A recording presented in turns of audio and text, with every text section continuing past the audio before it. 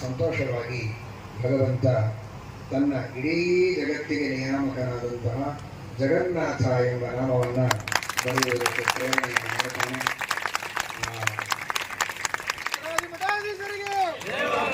ಜಗನ್ನಾಥಪುರಿಯಲ್ಲಿ ಇರುವಂತಹ ಜಗನ್ನಾಥನ ಸನ್ನಿಧಾನದಲ್ಲಿ ಅರ್ಪಣೆ ಮಾಡುವ ಉದ್ದೇಶದಿಂದ ಪುರಿ ಜಗನ್ನಾಥ ನಮ್ಮ ಭಾರತ ದೇಶದ ಹೆದ್ದೈವ ಅಂತಹ ಸರ್ವೋತ್ತಮನಾದಂತಹ ಪರಮಾತ್ಮನ ಸ್ಮರಣೆಯನ್ನು ಅನುಸಂಧಾನವನ್ನು ಮಾಡುತ್ತಾ ಜಗನ್ನಾಥನ ನಾಮದ ಲೇಖನವನ್ನು ಮಾಡಿ ಆ ಜಗನ್ನಾಥನ ಪಾದಗಳಿಗೆ ಸಮರ್ಪಣೆ ಮಾಡುವ ಸಂಕಲ್ಪವನ್ನು ಮಾಡಿ ಆ ಕಾರ್ಯ ನಿರ್ವಿಘ್ನವಾಗಿ ಯಶಸ್ವಿಯಾಗಿ ಆಗಲಿ ಅಂತ ದೇವರಲ್ಲಿ ಜಗನ್ನಾಥನಲ್ಲಿ ಭಕ್ತಿಯಿಂದ ಪ್ರಾರ್ಥನೆಯನ್ನು ಮಾಡೋಣ.